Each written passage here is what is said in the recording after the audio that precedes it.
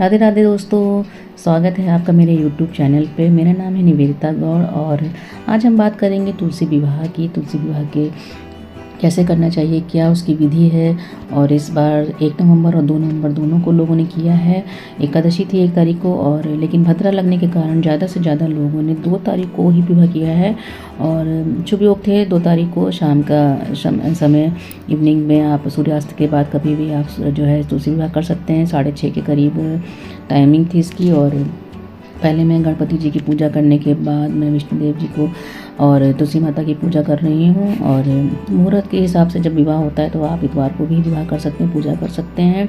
ऐसे हमेशा डेली में आप रविवार के दिन आप नहीं करती हैं। मैंने एक सिक्का रखा हुआ है तुलसी जी के पेड़ के नीचे, जिसको मैं बाद में अपने इसमें रख लूँगी, जिसमें लॉकर में, जिसमें मैं पैसे रखती हूँ। और इससे कहते हैं धन की वृद्धि होती है।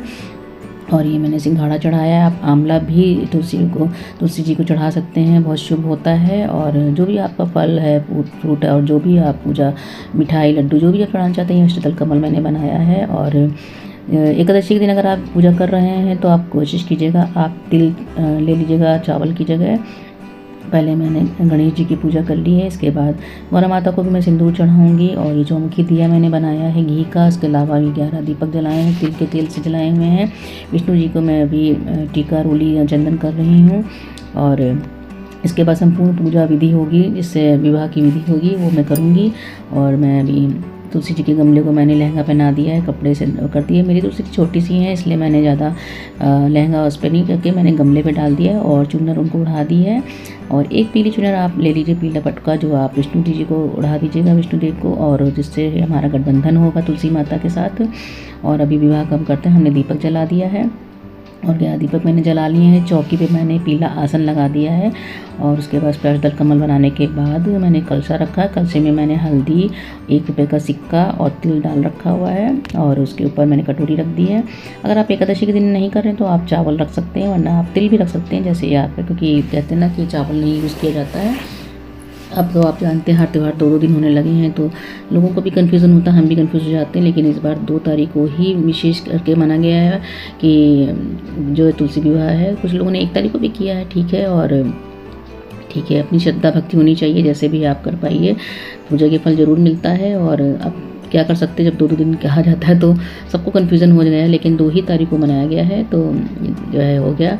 मैंने धूप बत्ती कर दी है। और गणेश जी को मैंने जो है फूल चढ़ा दिया है, गौरा माता को चढ़ा दिया है, विष्णु जी को चढ़ा दिया है। पहले किसी भी पूजा में गणपति जी की पूजा ही होती है। अब मैं विष्णु जी को पूजा में फूल चढ़ा रही हूँ। उसके मैंने तुलसी माता को भी फूल चढ़ा दिया है। और इसके बाद जितना भी आप सामान लाए हैं विवाह का, एक पवित्र है और कलेवा है, जो भी आप सामान लाए हैं माता को, जो भी चढ़ाने के लिए, वो आप चढ़ाइए, लहंगा पहना दीजिए। तो जो है ये मैंने गठबंधन कर दिया है, जिसमें मैंने जो है कलावा से भी आप गठबंधन करें तो शुभ होता है, मौली से। और मैंने कलावा भी लगा रखा है। और साथ में चूनर में मैंने हल्दी और 1 रुपये का सिक्का और थोड़ा सा तिल बांध दिया है। जो भी इसे खोलता है उसको ये दे दिया जाता है। और मैंने छोटा सा ही बनाया है और इसे गांठ लगा दी है। और साथ में मैंने गन्ने का मंडप बनाया है। आप केले के पत्तों से बना का भी लगा सकते हैं। कलशे में आप चाहिए तो आप अशोक के पत्तियां और आम के पत्तियां भी लगा सकते हैं। सांझी भी लगा गई थी तो मैंने दोनों पत्तियां नहीं तोड़ी, मेरे आम का पत्ता लगा हुआ है, बट मैंने नहीं तोड़ा क्योंकि शाम के समय फिर मैं पेड़ में नहीं करना चाहती थी। और मैं अब तुलसी माता की पूजा कर रही हूँ। सिंदूर और बिंदी और जो भी सामान मैं लाई हूँ श्रृंगार का, वो मैं रखूँगी। और साथ में आप कहा जाता है कि अगर आपने माता को बिछिया चढ़ा दी, चूड़ियाँ चढ़ा दी, अलता चढ़ा दिया, तो समझ लीजिए सब कुछ चढ़ा दिया। अगर आपके पास श्रृंगार का सब सामान नहीं है तो भी जो है वो मान्यता हो जाती है, क्योंकि आपने बिछिया चढ़ाई है, जो बहुत विशेष होता है। अलता चढ़ा दीजिए। मैं गौरा माता को सिंदूर चढ़ा रही हूँ। और ये चूड़ियाँ मैंने तुलसी जी को डाल दी हैं। हमारी तुलसी जी छोटी है, इसलिए मैं ज़्यादा उसमें नहीं, क्योंकि हमारे यहाँ जब भी कोई तुलसी अगर कोई बाहर का छू देता है ना तो वो सूख जाती हैं। और ये तुलसी जी का पौधा निकला है तो ज़्यादा बड़ा नहीं है, तो मैंने इसमें ज़्यादा लहंगा और निकला, मैं चुनरी ही उड़ा दी है। और ये मैं अलता, चूड़ियाँ, पीला सिंदूर। और पूजा के समय आप पीला सिंदूर ही लगाया करिए, पीला सिंदूर ही शुभ माना जाता है। हर पूजा पाठ में हमारे हिंदुओं में चलता है। बिंदी लगा रख दी है मैंने, तो मैं पीला सिंदूर ही चढ़ाती हूँ, लाल नहीं, डिब्बी वाला सिंदूर रहता है। और ये जितना भी आप सामान लाए हैं श्रृंगार का, मेहंदी, ये बिछिया देखिए मैंने बिछिया भी रख दी, तुलसी माँ को अर्पित कर दी है। और हाथ जोड़ के उनसे प्रार्थना कर लीजिए कि आपके यहाँ सुख समृद्धि बनाए रखें माता और कृपा करें आप पे। उसके बाद जब वो श्रृंगार कर लेंगे तो मैंने उनको ये शीशा दिखा दिया है और ये भी मैं इसी में गमले में साथ में सब कुछ रख दूँगी। जितना भी श्रृंगार का सामान है इसमें आप देख लीजिए मैंने क्या क्या चढ़ाया है। और मेहंदी है, सिंदूर है, ये सब चढ़ता है, माता को चढ़ा दिया मैंने। अब मैं आरती कर रही हूँ। पहले मैं गणेश जी की आरती करूँगी, उसके बाद मैं तुलसी माता की आरती करूँगी। और बहुत ही शुभ होता है ये पूजा, आपको भी करनी चाहिए। और साल भर के ये त्यौहार होते हैं, एक बार आते हैं, जिससे हमारे घर में सुख समृद्धि बनी रहती है और माता का आशीर्वाद भी बना रहता है। हर हिंदू के घर में तुलसी जी ज़रूर होती हैं, तुलसी आंगन में होती हैं, तो हमें उनका पूजन करना चाहिए। बहुत सी महिलाएं कहती हैं कि रोज़ सिंदूर चढ़ाना चाहिए, नहीं चढ़ाना चाहिए, लेकिन रोज़ सिंदूर नहीं चढ़ाया जाता है माता को।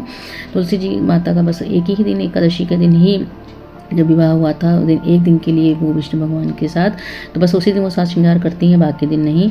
तो बस बाकी लक्ष्मी माता की पूजा होती है डेली में, जो साज श्रृंगार वो करती हैं, तुलसी जी नहीं करती हैं।